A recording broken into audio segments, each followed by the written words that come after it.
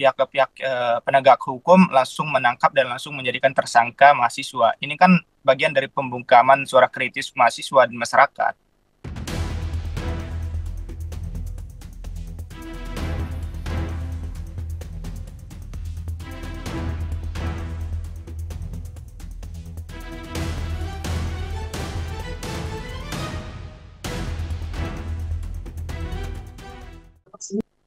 Ya, kalau kita melihat respon tersebut, Mbak, ya, terkait narasi yang disampaikan Pak Budi itu juga barangkali itu sangat berlebihan yang diucapkan terhadap mahasiswa ya.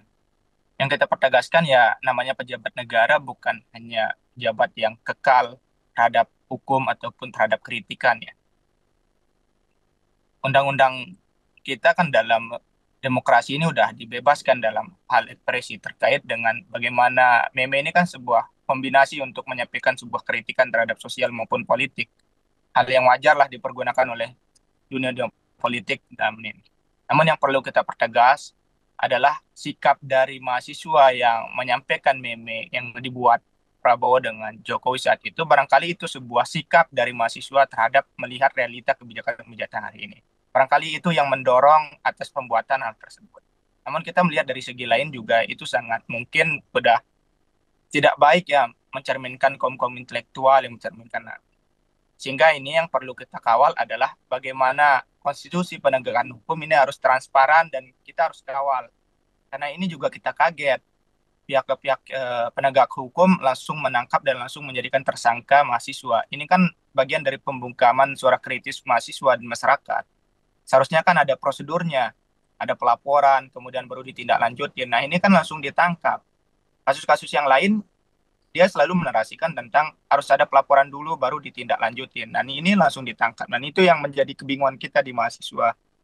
Saya rasa ini sebuah tanda kemunduran demokrasi kita. Karena ini dalam sebuah konteks pembungkaman daya-daya kritis. Seharusnya ada transparanan, keterbukaan terhadap publik, Mbak. Tapi kalau dari Budi Ari misalnya melihat kalau ini adalah pelecehan kepada kepala negara, dari BMS sepakat soal itu. Ya kalau kita nggak sepakat ya, karena kepala negara juga kan bukan hal yang kekal terhadap hukum ataupun apa. Ya namanya kepala negara ya harus siap terbuka dengan daya-daya kritik dari mahasiswa maupun masyarakat. Itu mungkin sebuah ekspresi ya.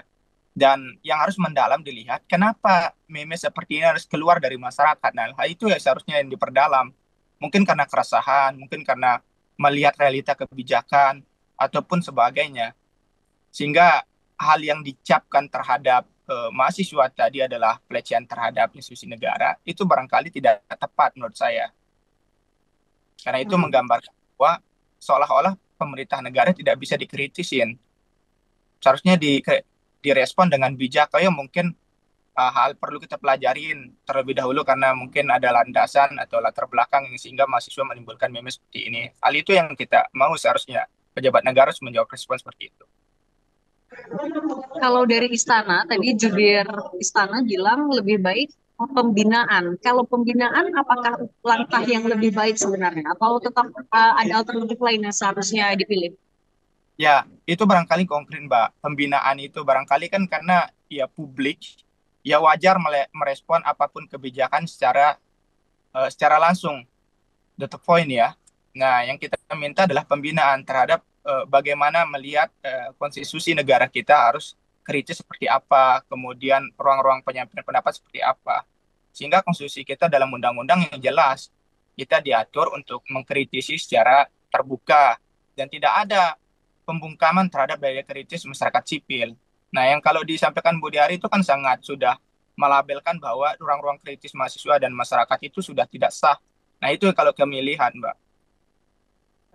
Kalau bentuk pengawalan yang akan dilakukan BMSI soal penegakan hukum kasus yang mahasiswa ini akan seperti apa pengawalannya? Ya, pengawalan jelas, Mbak. Yang pertama adalah kami akan mengkonsolidasikan seperti apa langkah mahasiswa ya. Mahasiswa selalu tegak lurus dalam mengkawal demokrasi ya. Karena sejarahnya juga perubahan-perubahan bangsa kita ini kan berawal dari bagaimana promotor gerakan-gerakan mahasiswa dalam baik itu perspektif pemikiran maupun solusi-solusi yang dihadirkan. Sehingga perlu kita pengawalan penegakan hukum yang pertama harus transparan terhadap bagaimana daya-daya kritis masyarakat dan mahasiswa. Kemudian yang kita dorong adalah terhadap pemerintah untuk menegakkan bagaimana aturan-aturan Undang-Undang ITE yang seharusnya itu bukan hanya narasi tertulis yang dituangkan, melainkan praktek langsungnya dalam demokrasi itu seperti apa. Itu yang kita mau akan dorong.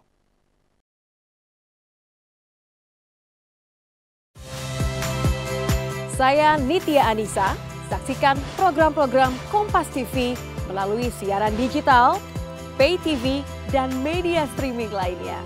Kompas TV, independen, terpercaya.